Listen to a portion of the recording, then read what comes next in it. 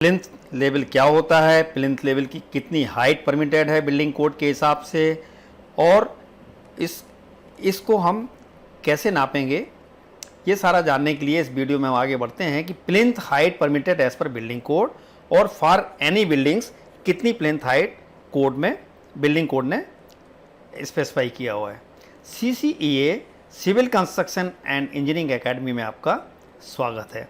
देखिए, ये आपका पाथवे है या कोई भी आपका बिल्डिंग के आसपास का यदि ये रोड है और ये आपका इसको लेवल जहाँ पे ग्राउंड लेवल होता है उसको हम बोलते हैं प्लिंथ लेवल। इस प्लिंथ लेवल में और इस पाथवे यानी सराउंडिंग रोड में जो डिफरेंस है जहाँ से आप एंटर कर रहे हैं, तो ये जो डिफरेंस है इसको बोलेंगे प्लिंथ हाइट। ये प्लिंथ लेवल और ये प्लिंथ हाइट है, ये प्लिंथ लेवल है आपका। तो ये प्लिंथ की कितनी हाइट हो सकती है, क्या आपको मिनिमम कुछ हाइट होनी चाहिए या मैक्सिमम आप जितनी मर्जी उसको ऊपर रख लो, क्या इस तरह से है, इसको हम देखने के लिए, ये जानने के लिए वीडियो को आगे देखते हैं। The plinth of the main building कितनी होना चाहिए, plinth of the building shall be so located with respect to surrounding ground level that proper drainage of the site is assured. यानी इसकी प्लिंथ की हाइट इस तरह से रखना है कि आसपास का जो ग्राउंड का ड्रेनेज लेवल है वो एश्योर्ड हो जाए, पानी ना भरे।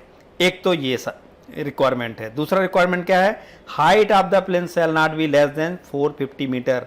450 यानी 1.5 फुट से कम इसकी प्लिंथ की हाइट नहीं रखना है, यानी आसपास के ग्राउंड के लेवल से।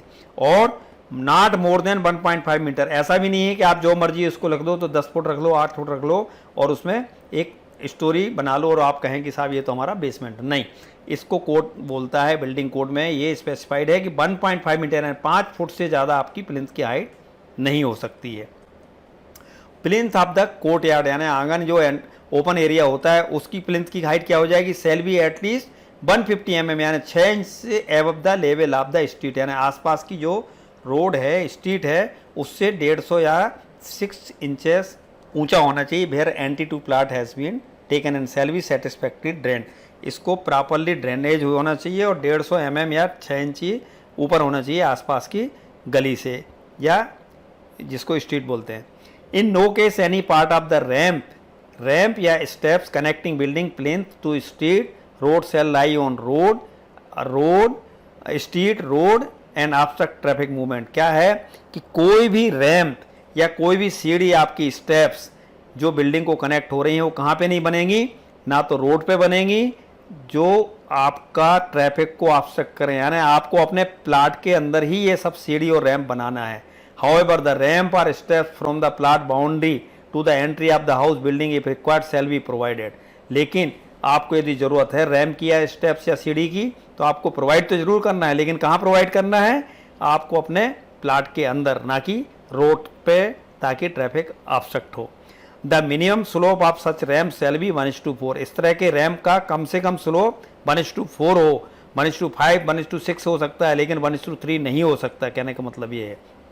और इसकी चौड़ाई कम से कम कितनी होनी चाहिए, 1 metre for pedestrian use and 3 metre for vehicular use. यदि आपको पैदल जाना, एंट्री करना है तो 1 मीटर, और यदि व्हीकल से एंट्री करना है तो 3 मीटर या 10 फुट कम से कम इसकी रैम्प की चौड़ाई होनी चाहिए।